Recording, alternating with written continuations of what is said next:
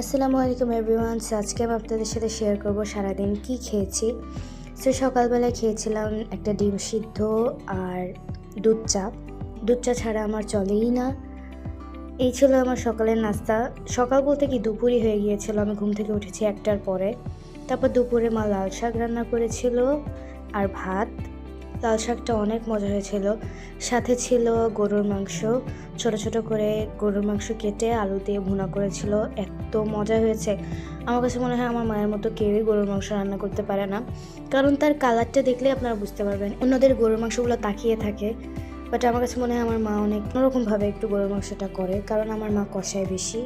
দুপুরের খাওয়া দাওয়ার পরে মাগরিবের নামাজ পড়ে রয়্যাল চয়েসের একটা বিস্কিট আর একটা অল টাইম কেক নিয়ে এসেছিলো আমার বড় ভাই। ওইটা চা দিয়ে খেয়েছি, অ্যাজ ইফ আমি চাখোর। আমার সকাল সন্ধ্যায় চা না খেলে হয়ই না।